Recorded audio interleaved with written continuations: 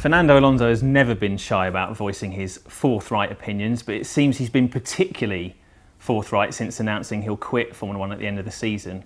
He's previously bemoaned the increasingly predictable nature of racing in Formula 1, and after the Japanese Grand Prix he turned his eye towards the stewards, claiming that a penalty he was given for an incident with Lance Stroll at the early stages of the race shows how bad F1 is now. Now, there were several incidents in that race, not all of which earned drivers penalties.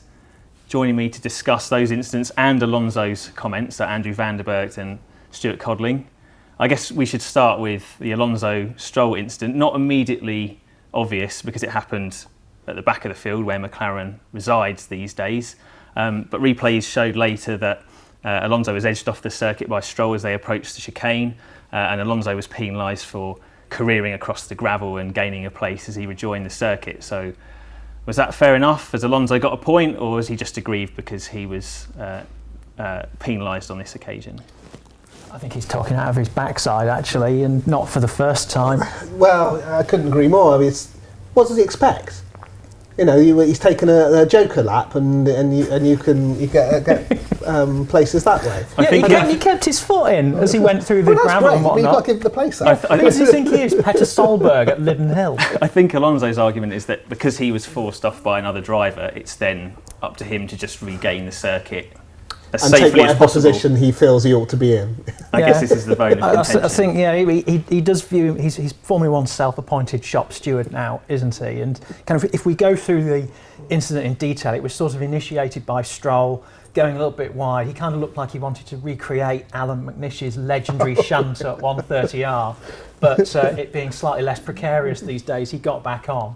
That enabled Alonso to get a run on him sort of on the left-hand side, and he just slammed the door on him quite ungraciously. So for that, he rightly received a penalty. Alonso went straight on, and instead of taking the asphalt route back onto the circuit, he did take the Joker lap, kept his foot in, went through, gained an advantage, and he was penalised for that. So it's cut and dried. I think one for the stewards, I think. Two, actually, because two penalties, perfectly justified. Okay, so Steward's right on both of those calls from both of you. Yes. Also at the chicane, Max Verstappen, the steward's favourite, landing himself in hot water yet again. Firstly, for forcing Kimi Räikkönen off the track as he rejoined after locking up under braking. Verstappen, as ever, disagreed with the penalty for that. What did you guys make of it? Well, later in the race, you saw a similar incident with Hülkenberg, who sort of almost parked the car as he was coming back on track to allow people to go around the outside of him. It's like, well, that's how it's done, isn't it? You know, you don't just keep your foot in, and regardless of whether there's someone behind you or not, and expect them to second guess what you're going to do. Or disappear. It will disappear. I think, you know, he's a fantastically brilliant racing driver, and he's going to be a godsend to this sport for the next 10 years. But he can't just expect everyone else on track to succumb to his whim and just get out of their way regardless of what he's done, you know. And it was a boneheaded move, really, and even more boneheaded to claim that the stewards were wrong about it. It's like, you've gone off, you've made a mistake, the guy behind's going to come through, just let it happen and carry on racing. So I don't really see where he's coming from with that. I wish he'd just let his driving do the talking, because he's been sensational through the middle part of this season. The way he's absolutely destroyed Ricciardo, I was never expecting that gap to be so big, and he's showing himself to have genuine World Championship credentials. He's just got to cut those, like I say, boneheaded decisions he occasionally makes. And at that point, he should have just filtered left. Instead, he drove the complete width of the circuit. What did he expect the other cars to do? Park up, take a ticket, and wait for their fast food delivery while he decided what he was going to do? Räikkönen, at the time, when I first saw it, I thought, well, you know, he could have just cut back. But that's, once again, looking at it through hindsight, isn't it? Verstappen occupied the full width of the circuit. He went from one side to the other. And so that is the very definition of rejoining it unsafely. Well, boneheaded or not, Verstappen eventually got away with that move because of Red Bull's strategic play, and they absorbed the 5-second time loss through strategy. And his amazing drive, you know, the fact that he was able to keep that Bottas's Mercedes in sight in what was clearly an inferior car, it just goes to show the genius that he is operating behind the wheel in terms of going quickly. Incidents not penalised. Verstappen involved in one of them with ex-championship protagonist Sebastian Vettel at Spoon Curve, What did you make of that incident? The stewards decided that was a racing incident, neither driver predominantly to blame. The corollary of the steward's decision, neither driver wholly or predominantly to blame, is each driver equally dim in the moment, isn't it? As I said earlier, we had Vettel gratuitously overestimating the amount of grip that was available from his front axle, and Verstappen engaging death before dishonour mode, and we have a destruction derby on our hands, which is wholly unnecessary, but once again, neither driver predominantly to blame, so 50-50 I think. Equal brain fade. I'm sure that's probably the conversation as played out in the stewards' room. Does that logic apply also to the drivers' opinions? Because typically they don't sit on the fence in the same way as the stewards do, and Vettel was flat out in blaming Verstappen, saying he didn't leave him enough space, and Verstappen blamed Vettel and said, he hit my car, what's he doing, basically?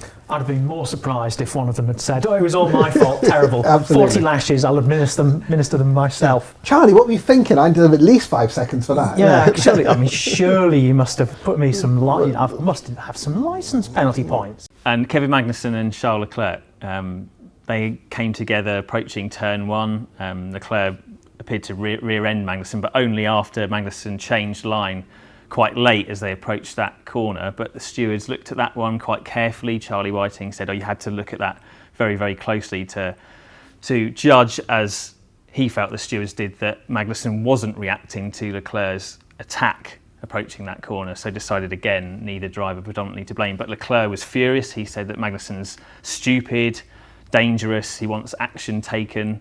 Obviously Magnussen has a bit of a rep with his peers for some particularly aggressive moves in wheel-to-wheel combat. What did you make of that incident? The gap between them making their moves, you saw Leclerc jink to one side, and Magnussen Leclerc was obviously looking to go up the inside and to go right and go past him that way.